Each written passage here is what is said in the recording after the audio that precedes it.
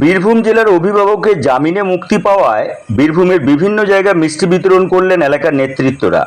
সেই রকমই একটি দৃশ্য আমরা দেখাচ্ছি। বীরভূম জেলা পরিষদের সভাধিপতির হাত দিয়ে মিষ্টি বিতরণ করা। পথচারী সমস্ত মানুষদের হাতে সভাধিপতি কাজল শেখ মিষ্টি তুলে দেন এবং বলেন, বাংলার মুখ্যমন্ত্রী মমতা বন্দ্যোপাধ্যায় অনুব্রত মণ্ডলের বিরুদ্ধে কেন্দ্র সরকার এত কিছু ভুল পদক্ষেপ নেওয়া সত্ত্বেও ওনাকে বীরভূম জেলার সভাপতির দায়িত্বেই রেখেছিলেন। প্রথম দিক থেকেই দলের হয়ে উনি কাজ করেছেন, উনি ছিলেন, উনি আছেন এবং উনি থাকবেন বীরভূম জেলার দায়িত্বে। অনুব্রত মণ্ডলের বিরুদ্ধে যেসব অভিযোগ সিবিআই বা ইডি এনেছিল তা সবই ভুল, তাই উনি মুক্তি পেলেন। উনি শুধুমাত্র বীরভূম জেলার অভিভাবক নন, আমারও অভিভাবক। সেই আনন্দে আমরা আনন্দিত। কেন্দ্রীয় সরকারের যে প্ররোচনা, তার বিরুদ্ধে তৃণমূল কংগ্রেস লড়েছে এবং জিতেছে। আর একবার প্রমাণ হলো এটা বাংলার জয়।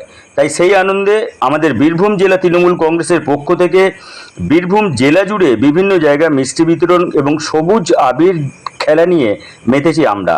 আগামী দিন বাংলার মুখ্যমন্ত্রী মমতা বন্দ্যোপাধ্যায় এবং দলের কাণ্ডারি অভিষেক বন্দ্যোপাধ্যায় যে নির্দেশ দেবেন, সেই নির্দেশকেই মাথা পেতে নিয়ে তৃণমূল কংগ্রেসের কাজ করব।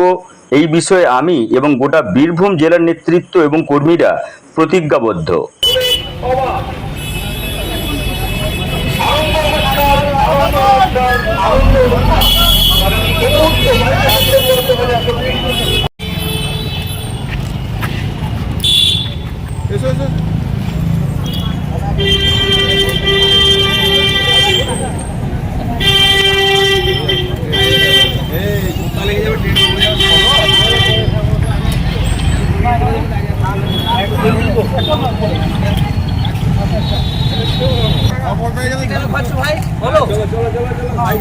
মিষ্টি কেন খাচ্ছ বলো? আচ্ছা,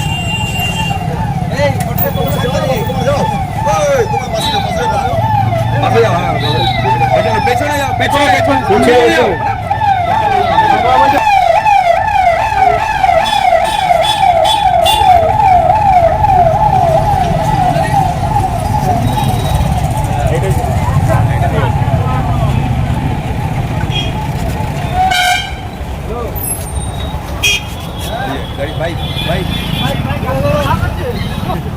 মিষ্টিগুলো পাশে নিয়ে দাঁড়াও না, পাশে